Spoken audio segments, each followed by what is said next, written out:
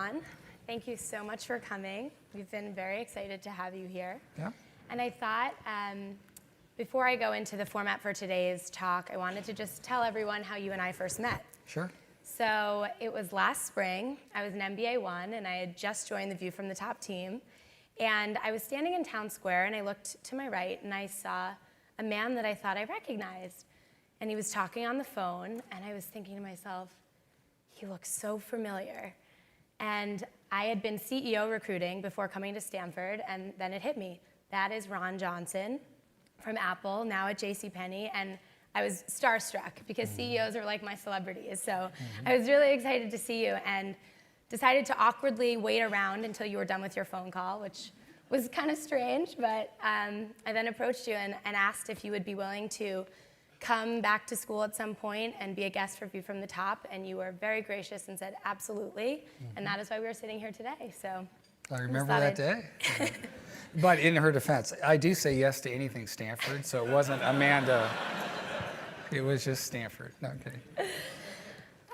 We're just lucky you're here. And so yeah, before we get started, I just wanted to give a lay of the land for everyone. We're going to go somewhat chronologically and start with your background, your schooling, then go to your innovative time at Target and Apple, then move on to your somewhat difficult tenure at JCPenney and the lessons learned from there, then kind of go more broadly into retail and the changing landscape of retail and your thoughts there, and finally end with some more personal questions. Good, we'll do that in about 30 minutes. Yeah, That 30 sounds minutes. Nothing like a really lot to easy. go. It's going to take no time at all. That's great. All right, so to start off, Ron, what did you like to do as a kid? Well, like many kids, I just lived to play sports. And so I grew up throwing balls, kicking balls, doing everything. I was captain of my high school baseball and soccer teams. I actually played soccer here at Stanford, which was really fun. And so I was kind of one of those athlete guys. Yeah. Not a great student, but love sports. You weren't a great student, but you got into Stanford. How'd that It happen? was a lot easier. I remember when I came out here and I had a bunch of good friends in high school, and I think the year before I applied, there were 9 applicants from my high school to Stanford. And because I wanted to go, I told all my friends to apply, not thinking it's competitive. 25 people applied the next year to Stanford, and but 9 of us got in. And so I had a good cohort coming from a little public school outside of Minneapolis, which was great. Great. So I understand your father was an executive at General Mills. I was just curious if that had any impact on you and your career interests or just things you thought about growing up. Yeah, it really did. My dad was the strategic planner at General Mills. And I think for all you business school students, companies go through different cycles. Back in the 60s, a lot of the consumer packaged good companies would take their large multiples and acquire other companies. In the 60s, General Mills owned 60 different brands. It owned things like Lacoste from France. It owned toy companies like Parker Brothers. And so my dad was kind of the one who would do a lot of the investigate, should they acquire the company, and then how do you operate them? And so just I think anyone who's around their parents, if you have a close relationship, you're going to pick up interests and passions related to your parents. Right. And my first time to Stanford was when my dad was coming out here. I was a sophomore in high school to interview business school students to go work at General Mills. And I got to know the campus from there. And so my dad had a profound impact on me. That's really great. So you came to Stanford, and as the dean mentioned, you were an econ major. Did you have any idea what you wanted to do after college? Was that informing some kind of No, path? I think a lot of us, when you're young, your goal is to open doors. You're not sure what you want to do, but you want to have as many degrees of freedom. And that's one of the advantages of going to school like Stanford.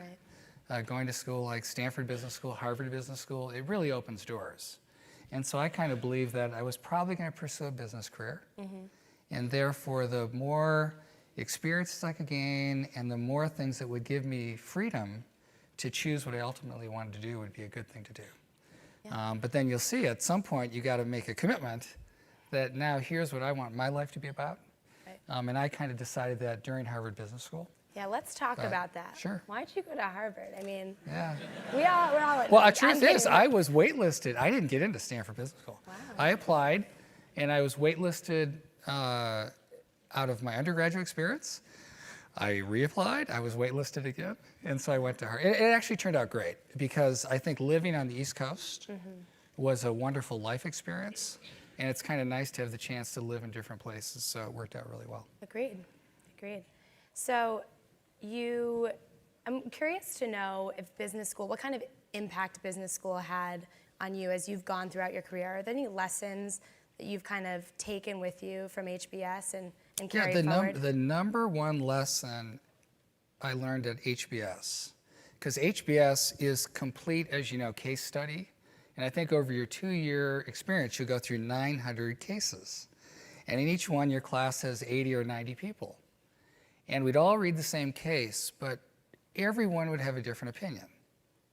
And that led me to recognize in part that there is no one right answer to most business problems, but it'll be informed by your own experience and ultimately your own intuition. Right. And so being in a classroom with all these different opinions, it led me to believe as I pursued my career that don't just fall into the expected, obvious, easy path. Mm-hmm. Don't just rely on numbers, because if you rely on data, and the data is going to drive the evidence which drives a decision, well, most companies would come up with the same approach.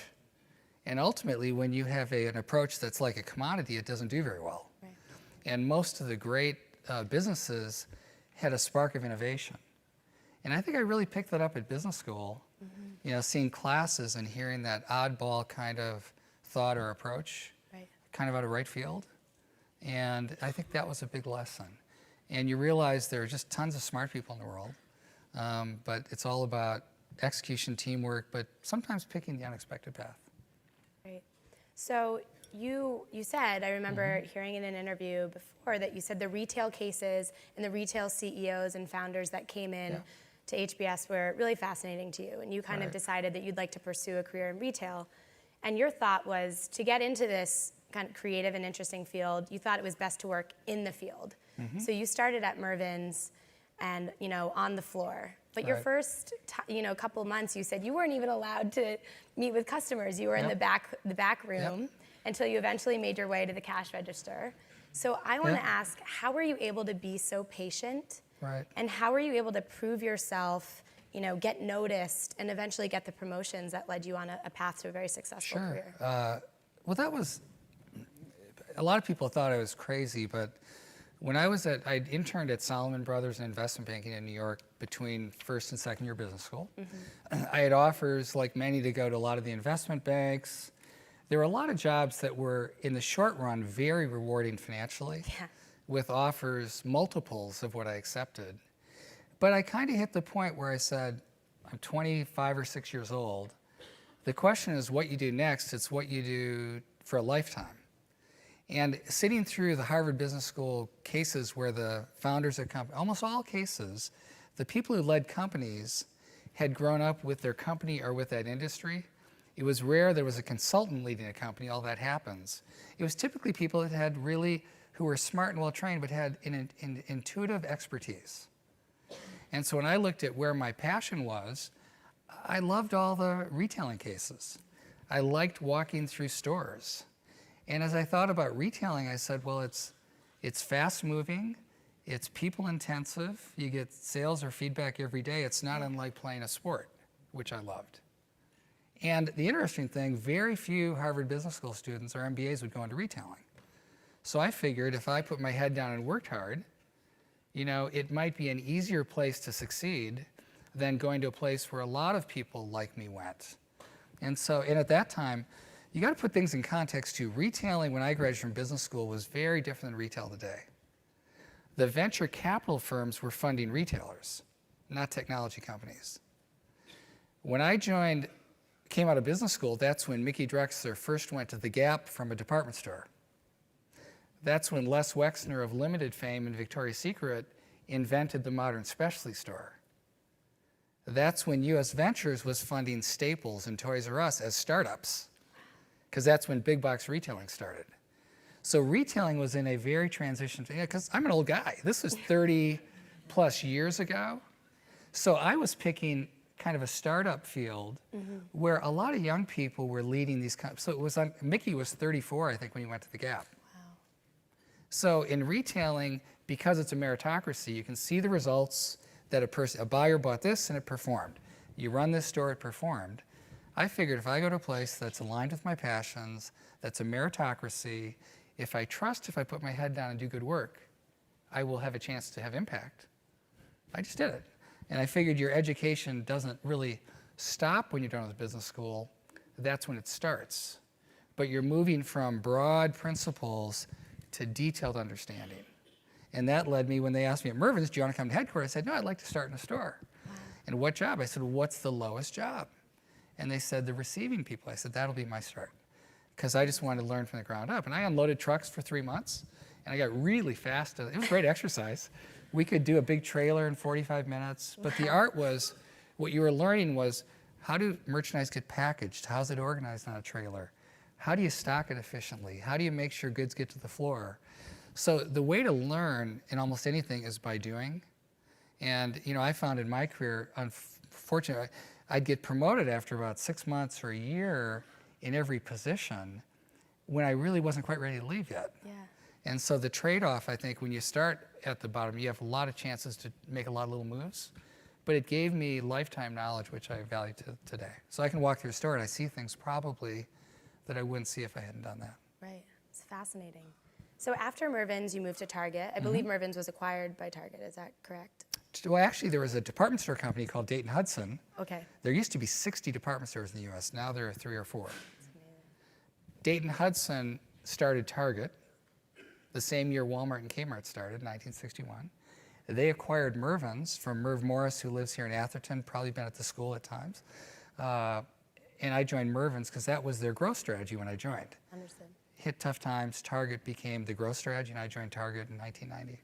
Great. So your tenure there, as the dean was alluding to, was praised especially for its innovative approaches to partnerships in merchandising. And you collaborated with designer and architect Michael Graves and brought a whole line of products, especially the famous tea kettle with the bird whistle on top.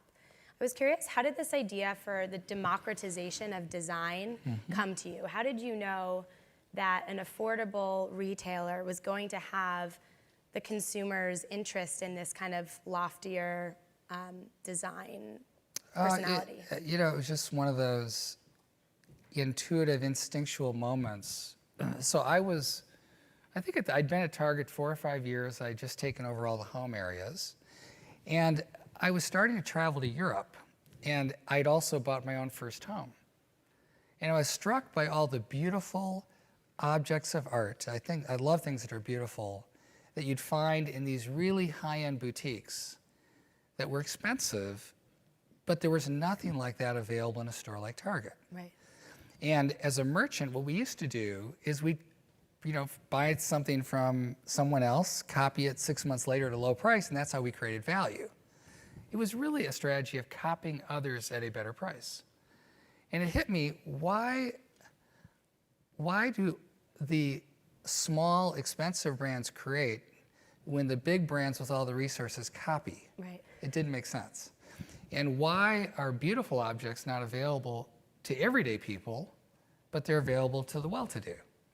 And it seemed like a disconnect.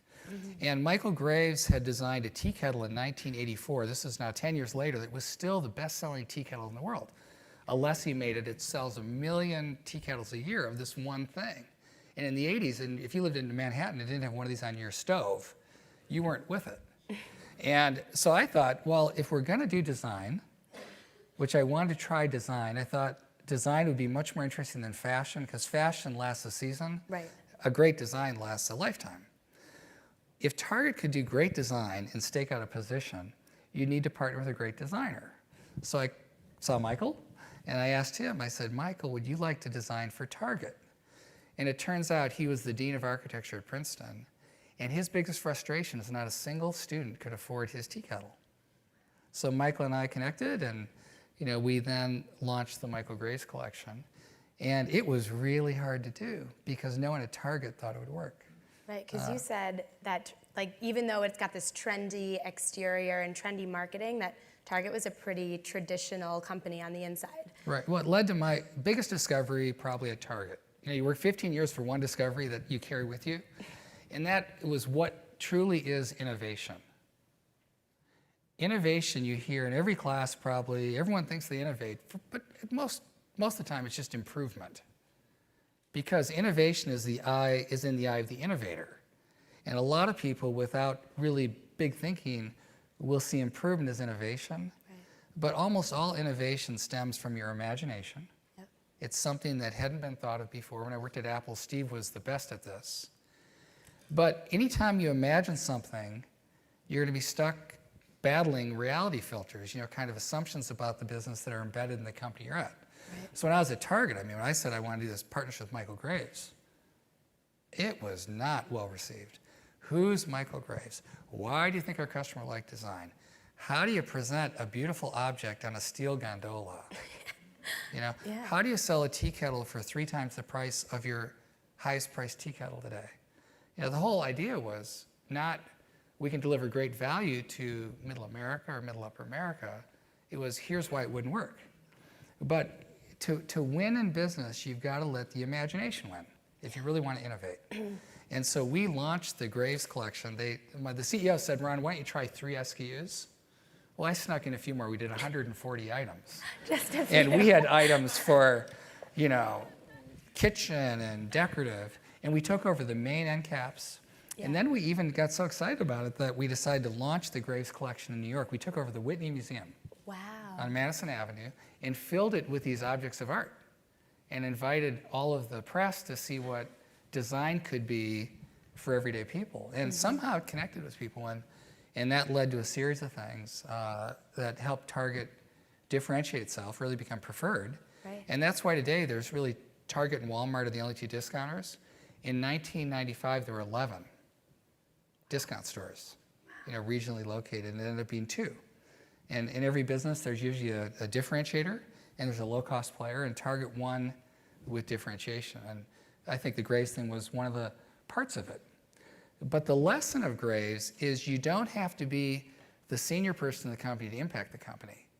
I was kind of a middle, rising middle market kind of person at Target. At least I looked at myself that way. And we just did what we believed was right, and it turned out to impact the company. So you can't sit around in business waiting for someone to do great things. I think it's up to everyone in business to do great work. And that leads to one of my beliefs is leadership is always at its best situational. It's not positional. It's not about who's got a title. Right. It's the leader is the leader in the moment, who's got accountability. That's where the best leadership comes. Sorry to go too long. This is fascinating. Yeah. Everyone just loves hearing the stories. Okay. So to go on to Apple, you joined in 2000 from Target, and you've said, and I quote, "As a merchant, you can source things, but you don't know how to create." So how did you learn to create when it came to designing what turned out to be the revolutionary Apple Store?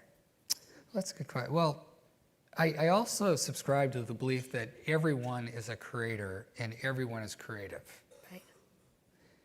All you have to do is go to a playground and see kids, right? Go to a preschool class. Everyone wants to create. Somehow through life, schools and stereotypes, break people into buckets of you're analytical or you're creative, you're right brain, left brain. I think we're all creators. And we just have to figure out how to do that. And so when I joined Apple, I had a great career at Target. But at Target, I wasn't given the chance to kind of learn the entire retail industry. And Steve was looking to launch stores. And he said, Ron, you get to do it all. You get to do the real estate, the store design, the people, on and on and on. And I thought a chance to work with really perhaps one of the best creators in the world directly would be just a lifetime opportunity. I love the Apple brand, even though it was 3% market share, company losing money. I'm leaving Target to go to this loser, all my friends in the valleys. Why would you go to Apple? There are 2,000, all these internet startups, and you're going to open a store. Usual, what are you thinking? But it turned out to be probably the best career decision I ever made. Yeah. And working with Steve was a real blessing. Yeah, so the question was, how did I learn to create? Yeah. Well, I went back to what made Michael Graves work at Target is I trusted my imagination. So when we had to launch the Apple stores, I was the only retailer at Apple. And I was by myself, and I'd go to the executive team meeting on Monday, and I'd sit around and think. And so I started to imagine, if you were to design a great experience for a customer, what would you do? and I made a list. And everything I made the list was kind of counterintuitive. Like, typically, if something's going to be bought every 3 years, retailers or people would locate in inexpensive places like an auto dealership, some remote parking lot, because you don't want to pay for traffic, the customer will come to you. Right. But I thought, well, if Apple's 10 miles away from a customer, we'll never get a chance to suit up. We got to be 10 feet out of their way. So we got to go to the shopping malls and the high streets like Fifth Avenue to put an Apple store. And, everything we did, people, we're going to have face-to-face support. But at that time, everything was going to the internet and telephone support where it's efficient. Mm-hmm. But I just believe technology's hard. And you want to be able to talk to someone face-to-face if you want to learn, right? Oh, yeah. And if you're going to buy something, we ought to have commissioned salespeople. Well, no one likes commissioned salespeople. You want somebody who just looks in your heart, not your pocketbook. Well, we made a list of about 8 or 10 things that we said, now that would be a great experience. And the good news, Steve trusts imagination instinct even more than I do. And so we made this list, and Steve said, let's go build that. And so we designed and created the Apple stores, but it was a pure play. There was really no compromise on any of the intuition. It's amazing. And I think that's how the Apple stores connected. And even today, you walk by an Apple store, people feel like they belong. Sometimes they go just to go. They don't go to buy. There's so many reasons to come. You can get help. You can bring the kids and play at the kids' tables. You can learn. Right. You can try. You can surf the internet. Check your email. Check your email. Yeah. But this is how fast the world changes. When we launched the Apple stores, do you know who the number one, guess what percent of people had broadband or high-speed internet in the US? Anyone want to guess? 3%. 97% of America was on dial-up internet. So no one had ever seen a high-speed internet. And I said, Steve, this is going to make Apple computers seem really good because they're going to come in and try the internet, and they'll think they're fast. But we created a place that people, and this is before the smartphone. So no one could surf the internet on a phone. So if you're in a mall waiting for someone, you had to wait. You couldn't do anything. And so we created a place for communities to form where people could just check their email and experience the Mac. Yeah. And it was just part of that community thing. But, fortunately it worked. It's amazing. But it was trusting your imagination. So Steve clearly trusted in your imagination. Mm-hmm. I'm sure everyone's dying to know a little bit more about what it was like to work with Steve. And so I'm wondering, to ask a specific question, what's the one conversation that you really remember, or a moment with Steve that you kind of carry with you to this day? That's a really good question. Steve really wanted to be best friends with a handful of people. I think because he was so successful, age 24, founded the Mac, and overnight he became this very public figure. And he's a pretty private person. Mm-hmm. And I don't think he ever liked being in the public. And so he tended to have a handful of, 10, 20 people that he was close to. And when I started working with him, he said, Ron, if you don't mind, I really want to not be an employee, I want to be a friend. And I want to talk to you, I want to get to know you well. And the reason I want to do that is because once you know how I think, I can just let you go, and you only have to talk to me when you want to do something you don't know how I think. So he had this intense way of developing these close relationships. And the first time we met in an interview, we talked for 2-3 hours, just like you and I are talking, about a lot of subjects, and I found myself very comfortable with him. And so through the years, Steve and I would talk, most days on the phone. Anytime I'd call, can you come to the house? He'd love to be face-to-face, And so Steve was one of these guys you actually developed a very intimate relationship with. And it led to, I think, the most misunderstood thing about Steve is he's the best delegator I've ever met. And yeah, because he has that image of being a control freak. Control freak, but he was such a good delegator because he was so clear on what he believed in and what he liked. Because he had such clarity of purpose, when you worked with Steve, you could actually operate with a lot of freedom in a strange way. So the question was, what's the best thing? I think the thing I remembered from Steve is you have to be willing to start again. Mm. We were launching the stores, and one day, Steve and I were talking, we came up with this idea of the digital hub, which was going to be Apple's business philosophy, because to move beyond the Mac had to connect all these devices, which became a music player, a phone, whatever, but the Mac was the center of your digital life. So the next week, we were going to our weekly store meeting. We were designing the store, and I met Steve. I'd go to his office because he liked to ride in the car over about 2 miles to this place we're building the store. I said, Steve, I've been thinking, I think the store's organized all wrong. We've organized it like a retail store around products, but if Apple's going to organize around activities like music and movies, well, the store should be organized around music and movies and things you do. Mm-hmm. And he looked at me and said, do you know how big a change that is? I don't have the time to redesign the store. You might be right, but I don't want you to say a word about this to anybody, because I don't know if I want to do that. So we got in the car, 2-mile ride, not a word. We walk into this meeting, which has, architects and people on my team, about 20 people.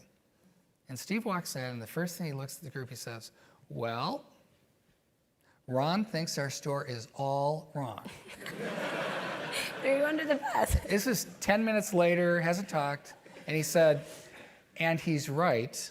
So I'm going to leave now, and Ron, you work with the team and design the store. Wow. And we started fresh. He called me later that day, and he said, Ron, you reminded me of something I learned with every movie I did at Pixar. Almost every movie at some point, frequently when we're about to release, we realize the script could be better. The ending's not quite right. This character isn't exactly how this character should be. And at Pixar, we always had the willingness to not worry about the movie release date, but to get the movie right. You only get one chance to create a movie. You only get one chance to launch a store. Yeah. So it's not about how fast you do it, it's about doing your absolute best. And that lesson carried through to so many things I've done. It's not about speed to market, it's really about doing your level best. And you got to be willing, if you rethink things, to have the courage to start again. And I think that would be the memory I remember from Steve, one of them. Thank you. So I want to take the time now to go to JCPenney, which... Do we have to? Yeah. I think everyone's a little curious. Yeah. Just a little. I thought I'd start with a quote, and I'll read it to you so you don't have to kind of strain. Sure. You said, I didn't come here to improve. I came here to transform. Yeah. Every single leader in America who works to improve their business year after year can create gradual results. But the only question is, how fast did you improve compared to someone else? You don't fundamentally change your position in the marketplace. So to turn that into a question, Ron, at Target and Apple, it seems that you approach new ideas with an iterative, incremental approach. So they might have been big ideas, but at Target, for example, you gradually built new lines. At Apple, you increasingly made the stores more elaborate. Like you didn't have the Fifth Avenue store right away with the big glass cube, et cetera. So at JCPenney, when you did away with coupons pretty early on, you added smaller branded stores within a store, you had a mobile POS, like very big changes for a pretty old-fashioned department store. Why do you think you moved more quickly and less incrementally when you got to JCPenney? That's a great question. And the truth is, it's probably arrogance.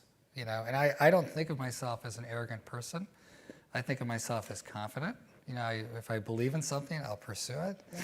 But I think what people didn't realize is I grew up at Mervyn's, and I am a student of the department store of the retail industry. Yeah, it was like going home. And I remember what it was like in the good days, and I looked at what it's like today. And the reason I went to JCPenney is I just kind of thought it'd be really fun to take a 109-year-old company and try to see if we couldn't find a way for it to succeed for the next 100 years. And when you looked at JCPenney, the stock price was below, when I joined, what it was in 1992, 30 years later. And almost every other retail store that was there 30 years ago wasn't in existence. And the customer's aging. If you're going to have a chance to succeed, you've got to change the model to get at a younger customer base and a more profitable customer base.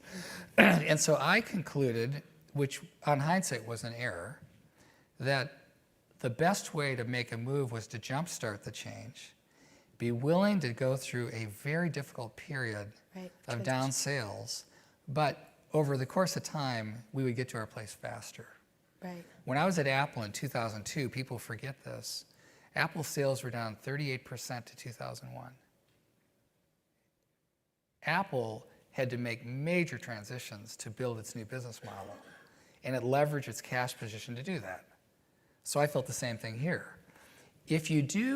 When you join a large bureaucracy like JCPenney, if you don't have a vision for change, the organization will never, it was my belief. Right. So we developed this vision, collectively the group, and we got very excited about it. And I'm kind of one of these go for it guys, so we decided to go. But on hindsight, the biggest mistake, we went way too fast. Way too fast for our board, way too fast for customers, way too fast for employees, way too fast for shareholders. And it would have been, if someone had just said, Ron, love your vision, take a year, reduce your expenses, build your team, and then start to roll it out, we would have probably been much more successful. Yeah. But I think it was kind of arrogance. I'd had such success. Most of the things I'd done at Apple and Target worked, and so you kind of think, well, this will work too. Right. And the reality is, we moved too quickly. So after 17 months, you were let go at JCPenney, and I'm curious to know what was going through your head when you first received the news. Like, what do you do when you receive that phone call? But that's another thing you'll learn about. You really can't believe what you read. Mm-hmm. And that was my big lesson from JCPenney, because I resigned 3 times. In February, I offered to resign. In March, I offered to resign. And finally, in April, the board chair said, Ron, we're going to accept your resignation. Okay. Now, companies have a need to position things for, the board wants to be in charge. So all he said was, well, Ron, we're just going to write you're no longer with the company. They never said you were let go. But I made the choice because it was very painful. It was painful for the board, for employees. And I said, look, we're at a point, it's been 1 year of transformation. If you want to go back to the old business model, the sooner you do that, the better. And that's a choice that you can make as a board. If you want to do that, you ought to find someone who can really help that model work. If you want to go forward, I'm all in, and we will make this work, but I know it's painful. Yeah. And I remember telling the board, it's going to get worse, because all the focus was on me as the CEO. After a while, they're going to say, why is the board sticking behind this guy when the business is tough? And I said, I want you to think that through now, because I don't want it to be 3 months or 6 months when we're going ahead, and then you decide you can't handle the change. And they finally said, we'll accept your resignation. It doesn't get published that way, No, yeah. And that's okay. So it wasn't a surprise to me. Got it. And in some ways, it was a relief.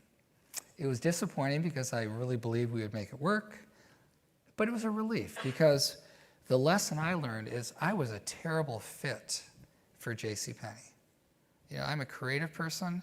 This is a company that isn't uber creative, right? Yeah. I believe in change. This company's much more comfortable, like many people are, with the status quo, right? And so it's really important when you pick a job or a company to really focus on the fit. Yeah. Jim Coulter, TPG Business School, Jim said to me, Ron, the number one issue is fit. It wasn't a good fit for your passions and your style and your skills. I think he's right on that. Yeah. And so it's kind of a relief to get away from that, quite frankly, because it was hard and it wasn't, as fulfilling as you'd hope. So. And I'm curious to know, it was your first CEO role. What makes the CEO role different than your other executive positions? Were there any, you can think of the obvious reasons why it's different, but were there any surprises, things that you didn't realize would be part of the job? Well, I think the biggest surprise to me was people don't tell you what they believe. I think because of positional authority, it's very hard to understand what people really think. Interesting. No matter how you ask, now tell me what you think. What do you think about this? They're going to tell you what they believe you want to hear because they're interested in survival. Right. Most people want to continue in they want to say they're on board. And I didn't really recognize the power of positional authority being a CEO. And remember, I'd been at 2 companies, Target and I started, in the stockroom. So I earned my relationships, my credibility through a lot of years. At Apple, I was the first retail employee. When I left, we had 50,000. but everyone knew me just from working together for years and years. When I went to Penny's, somehow I kind of assumed that a lot of the trust I developed as a leader, that social capital would transfer. But the reality as a leader, you've got to earn that. You can't take that for granted, and you earn it through relationship. You earn it through experience. And I think that's the other thing why you have to go slow when you take over a new company, is you've got to build trust. And I moved way too quickly, assuming I had the trust of the team. Does that make sense? And I think you have to earn it. And in many ways, I think there's a theory, the older the company, the slower the change. IBM as an example, if you talk to Ginny, who'd be great to come talk to the group, Ginny would say they're still in transformation since 1994. They're in the 20th, 30th year of a transformation. Wow. Right? Yeah. Old company. A company like Apple, relatively young, can move quicker. The startups here pivot all the time. There's not a lot of institutional memory. And I think length of time has a big impact on speed.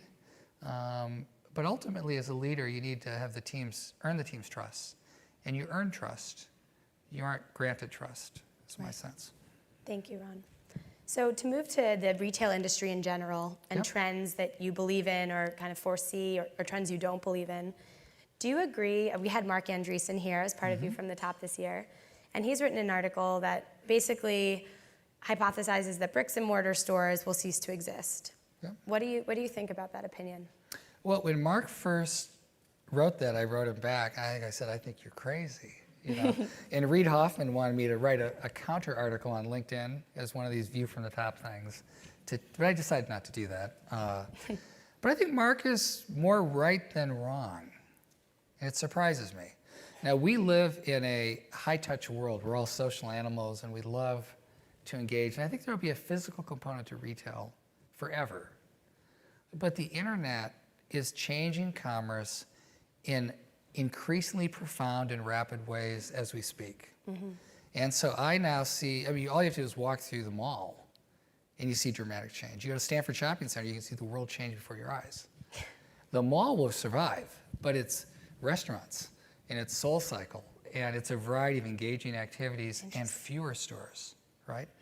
And most of the startups today in retail start online. And then when they add a store, but it's a very different kind of store. It might be a showroom. Think of Warby Parker, think of Bonobo, people like that. And so the world is changing. There will always be stores, I believe, but the share that is done online or in different ways, I think will continue to grow dramatically for a long time. That's a really interesting way to look at it. There'll be places where people gather, but it's more experience driven and it's like the Apple Store. Yeah. The Apple Store is a place to be. Only 1 out of the 100 who visit the store every day buy anything. Think about that. You go to Whole Foods, 75% buy. The ones who don't are the kids in the shopping cart, right? A store like Whole Foods, everyone buys. A store like an apparel store, 25 to 30% buy. At the Apple Store, 1 buys. But it's the busiest store in the mall. So what's going on? There's a connection, right? There's a connection, there's a place, there's something. And that's what malls will be like. It doesn't mean malls won't be busy and there won't be activity, but you might find it's not as convenient to buy there, because if I bought online, other things will happen as part of the experience that'll be much better than going to the store. I think we're going to look at stores pretty soon and say, God, it was like they were just public warehouses. If you think about a big department store, it's just lots of stuff that we go pick out of. But it's not tailored, it's not personal, there's nothing special about it. The world's going to get intensely personal. Yeah, customized. High tech, high touch have to go together. And, it's interesting. When I grew up, if we wanted to call a friend, we'd have to take the phone, and we only had one phone in the family, and no one else could use it. Right. But my kids are much more connected to their friends through technology. So technology creates much more intimacy than the old thing does. And so you just got to figure out, how do you create more intimacy and more relationship and more experience through stores? But it doesn't mean that's where you have to buy. And I think the Apple Store in many ways is a precursor of where things might go. Yeah. and there'll be a lot more coming. Great. I'm excited for that. So I wanted to end with a few more personal questions. Sure. And I wanted to ask, have you ever applied your insights into creating wonderful experiences for customers to creating wonderful experiences for your family? That's interesting. Yeah. Well, I do. I love to travel, Okay. and so I have two kids, a freshman in college and a sophomore in high school, and we've taken some fascinating trips. And I love to plan little excursions and trips for the family. But the biggest thing probably, I had a dream to build a home in France. And I took a lot of years, found a great property, and designed a home, for our family for a lifetime. And I think it turned out pretty good. That's awesome. And it was really just one of these lovely things to get to do. And it's very unique. It's very... Is it high tech? It's actually, I'd say it's unmistakably modern, but decidedly French. So it's got... Sounds good. that's kind of the 1,000 songs in your pocket tagline. But it's totally connected to the land and the gardens and this, but it's only got 3 materials. It's got French limestone, it's got bronze, and it's got glass. Wow. Well, I guess in wood, the floors. But, You need some wood. but it's a very modern thing, but it feels like the most comfortable place you've ever been, at least to a lot of people. So I did that. And that was kind of like, to me, designing an Apple store. Yeah. Now, every Apple store that's great has a sense of place. It's like Steve used to say, if you really think something through hard enough, you'll get to the inevitable answer. And the store that I think we got to that on was the Fifth Avenue Glass Cube. That's like the 5th most popular tourist attraction in Manhattan. And it's because it's this stunning little glass box that's literally 900 square feet. Most people that make an impact on the skyline of Manhattan do that at 56 or 60 stories. Well, Apple did it 32 feet 6 inches because we got the context right and we thought it through, and it's just the right design for that place. And it shows the power of thinking something through, which Steve was by far the best at, and would push you until you got to that. And I think for me, building the home was kind of like building a great Apple store. It's got to have a sense of place, a sense of connection. It's got to create a place you love to be. Right. So it moves beyond being a home. It becomes a huge part of your life. Thanks. So going forward, I wanted to know what's next, and maybe a little side question to that is, do you think you're more reserved about taking risks now after you took the risk of trying to turn around JCPenney? good questions. What's next? So I am 55, I think. Don't look it. So you don't know, you're supposed to know the Don't details. So I'm not I gonna view say myself, one of the things about life is we're all living longer now, right? And one of the issues that faces America is people retire on these old traditional things, but then they're going to live longer and they're going to be healthier and more active. And you got to live your life as if you'll live forever, knowing that you probably won't, and take advantage of every day. And so I do think there's a couple other things I can do in my life, but I took a year to kind of think it through. And so after the pennies thing, which was really hard, I made the decision not to say yes to any board seats, CEO jobs, volunteer jobs, but just to make myself available to people who wanted advice. And it could be an individual, it could be a company, it could be a venture capital firm. Well, I was getting 10 requests every 5 minutes last April to meet. 10 requests every hour, so about every 5 minutes. And so I finally narrowed down to just do 3 meetings a day for different groups. Wow. And I did that through the fall, and in the process, discovered kind of where my passions are. And as you can tell, it's creating things, new things, and building teams. And so what I'm going to spend the rest of the next few years is creating new things and building teams. And I'm doing that in a couple of ways. One is I've established a new fund called Johnson Partners, which aligns 2 to 4 of the leading venture capital private equity firms with their startups or companies, with people I've met throughout the world who are going to put money into a fund, and I will exclusively help those firms. Wow. And so we'll be co-investing and advising a handful of firms and their companies. And then working on some other things that I can't talk about yet. But Whoa. it'll be fun. Well, we're going to be excited to see what those are. Yeah. So I think I've taken my fair share of time here, so I wanted to make sure to open it up to questions. Ron, thank you so much again. Sure. Oh, thank you. Really, thank you. So I believe we're going to start with a question from Twitter. Is that correct? Sitting right here on Twitter. She says, we've heard about mistakes you made at JCPenney. What did you do there that you think will have a lasting positive impact? Well, it's really hard to have impact in a short period. I think the thing that we did do that has kind of been mistaken is we lost $1 billion in a year, which is hard to do. But we invested $1 billion in the physical plant of the stores, and our cash actually went up. So we actually generated more cash, and we started major investments in the stores. And even today, when you talk to the Penny's team, the stores look better than they have. And so I think that whole belief that the physical environment has to be upgraded is something you see when you walk in the stores and that will last. My biggest failing, though, was the pricing, because I really believe that everyone deserves truth in their relationship with companies. There's got to be a foundation in truth. Yeah. And so when you don't have integrity on the price ticket, that's to me a big deal. And most places we shop today, there's integrity on the price. You go to Starbucks, you pay for the coffee, right? You go to Costco, you know what the price is. The department store industry has evolved into this thing where the artificial price is about 70% above what people pay. And I feel badly that something that was so near and dear to my values, we failed on the execution that we couldn't fix.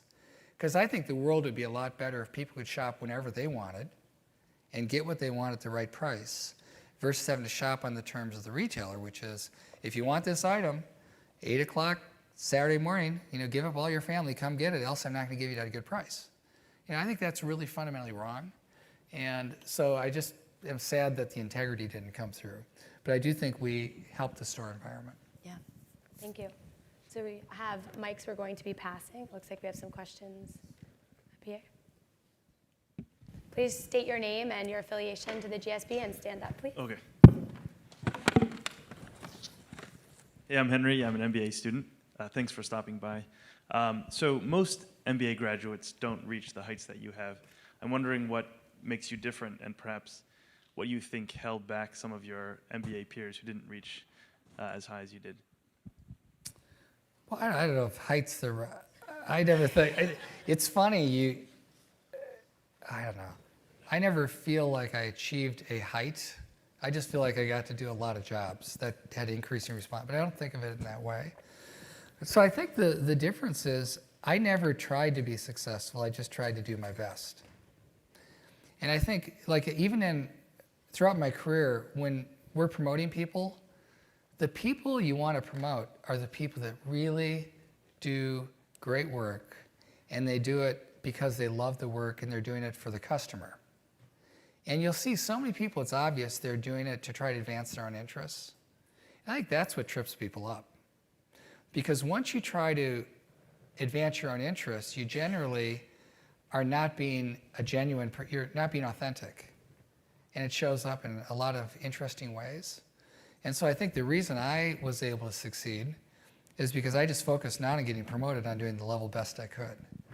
And it turns out I was in an industry I cared about, and for whatever reasons got promoted.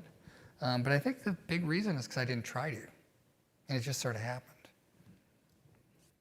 Looks like we have time for one more.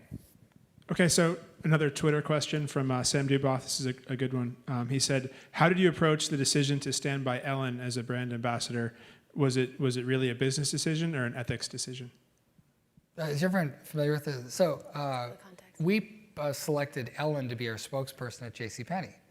And it turns out there were a lot of people in the country, or there appeared to be a pretty big movement that wasn't happy with a company like JCPenney, picking a lesbian to be their spokesperson. And so there was a pretty big firestorm after it was announced, but it was a totally easy thing because Ellen represents in everything she does the values of America, the values of JCPenney. And so standing behind her wasn't a business decision, it was a human decision. And that's how all decisions ought to be. So it was very easy to make that. It really wasn't a decision. It was obvious we would support Ellen, and that's what we did. And it turned out that probably wasn't super popular with a lot of the Penny's customers. You know, not a lot, but 10 to 20%. A lot of small town, older, people might not have been comfortable with that. But I think it was the right thing to do, and I'd do it again if given the chance. Well, I think we should give another warm round of applause for Ron Johnson. Thank you so much.